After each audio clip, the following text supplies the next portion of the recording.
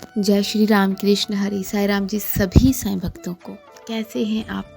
I hope बाबा की कृपा से आप सभी लोग बहुत ही अच्छे होंगे और स्वस्थ होंगे। बाबा आप सभी को हमेशा हैप्पी, हेल्दी एंड ब्लेस्ड रखें। साईनाथ की कृपा आप सभी पर हमेशा बनी रहे। बाबा आप सभी के घर में सुख, समृद्धि, शांति बनाए रखें और अपनी मस्ती में हमेशा मस्त रखें। क्या आपने कुछ संकेत महसूस किए हैं जिनसे आपको ऐसा लग रहा हो कि कोई आपके जीवन में सकारात्मक बदलाव की तैयारी कर रहा है? अगर हाँ, तो आप सही जगह पर हैं।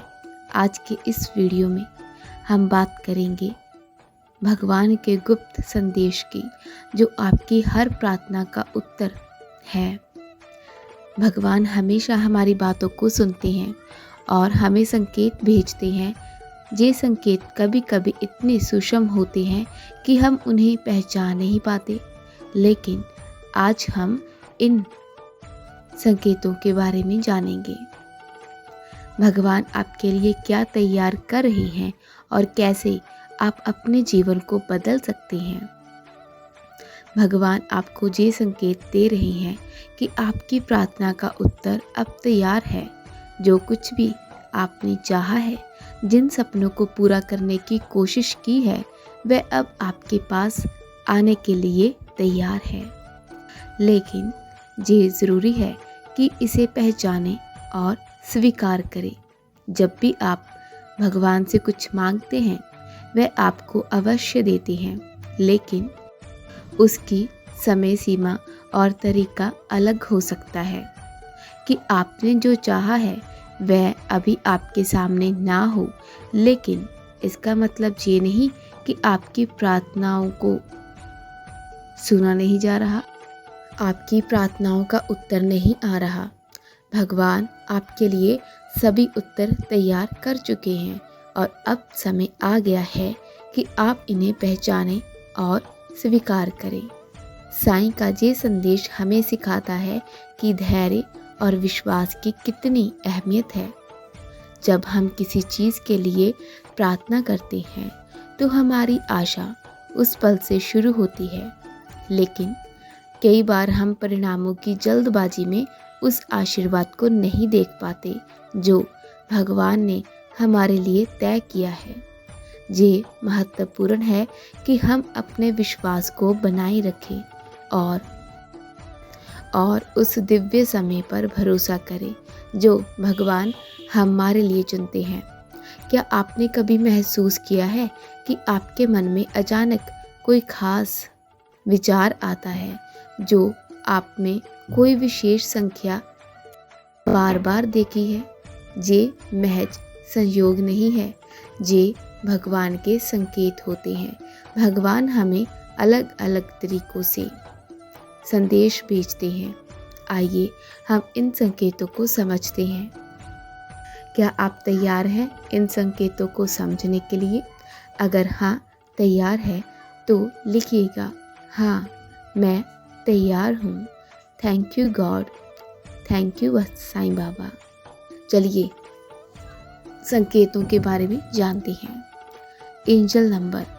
आपने देखा होगा कि कुछ खास संख्याएं बार बार आपके सामने आती है, जैसे कि 11, 11, 11, 22, 333 से कुछ संख्याएं होती है जो एंजल नंबर होते हैं। जब कभी आप टाइम देखें और 11:11 हो रही हो तो ये बहुत ही शुभ संकेत होता है। अगर आपने कहीं पर 111 यानी 111 देखा हो तो ये भी एंजल नंबर होते हैं, जो कि आपको ये बताने के लिए आते हैं कि भगवान आपके करीब है। भगवान आपके करीब है, वह आपके सपनों को पूरा करने की दिशा में काम कर रहे हैं। दूसरा संकेत है कि सपनों में संकेतों का मिलना। आपके सपनों में भगवान आपको गहरे गहरे संदेश भेज सकते हैं। कभी कभी आपके सपनों में वह उत्तर होते हैं जिनकी आपको अपने जीवन में तलाश होती है। इन सपनों को अनदेखा ना करें, वह आपके जीवन में आने वाले बदलाव का संकेत हो सकते हैं। तीसरा है समय की संगति। क्या आपने कभी ऐसा महसूस किया है कि आप किसी खास इंसान या फिर कुछ खास घटना के बारे में सोच रहे थे और अचानक उसी इंसान का आपको कॉल आ जाता है या फिर मैसेज आ जाता है या फिर वह घटना घटित हो जाती है? ये भगवान का तरीका है आपको ये दिखाने का कि आप सही दिशा में हो। ऐसा होता है ना, कभी कभी हम किसी के बारे में सोचते हैं और उसी वक्त उसका मैसेज आ जाता है या फिर उससे रिलेटेड कुछ ना कुछ सामने आ जाता है ना। तो उस वक्त हमें कितना अच्छा लगता है कि अभी अभी मैं आपको याद कर रही थी और आपका कॉल या फिर मैसेज आ गया। तो ये बहुत ही अच्छा संकेत होता है। चौथा है प्रकृति के माध्यम से संदेश। भगवान अक्सर प्रकृति के जरिए भी हमें संदेश भेजते रहते हैं, जैसे कि अचानक से आपके सामने किसी एक खास पक्षी का आना। जैसे हमें एक अलग ही रंग की बटरफ्लाई दिखाई देती है तो कितनी खूबसूरत लगती है, या फिर जो भी हमें पक्षी अच्छा लगता है, सुंदर लगता है, वो अचानक से हमारे सामने आ जाए तो ये भी शुभ संकेत होते हैं। भगवान आपके साथ हैं। जब आप इन संकेतों को समझना और पहचानना शुरू करेंगे तो आपको भगवान के संदेश स्पष्ट रूप से समझ आने लगेंगे। भगवान का एक और गहरा संदेश ये है कि आपको अपने जीवन में हर छोटी बड़ी चीज़ के लिए आभार व्यक्त करना चाहिए। कृतज्ञता वो कुंजी है जो भगवान से और अधिक आशीर्वाद प्राप्त करने का दरवाज़ा खोलती है। जब हम उन चीज़ों के लिए आभार व्यक्त करते हैं जो हमारे पास हैं, तब भगवान हमें और अधिक देने के लिए प्रेरित होता है। और अगर आप रोज ये अभ्यास करते हैं तो आप देखते हैं कि आपके जीवन में सकारात्मकता और समृद्धि बढ़ने लगेगी। आभार व्यक्त करने का मतलब ये नहीं है कि हम अपनी इच्छाओं को छोड़ दें, बल्कि इसका अर्थ है कि हम वर्तमान को पूरी तरह स्वीकार करें और भगवान पर भरोसा करें कि वह हमें और भी अद्भुत चीज़ें प्रदान करेगा। आपके पास जो कुछ भी है, चाहे वह छोटा हो या फिर बड़ा, उसके लिए भगवान को धन्यवाद कहें।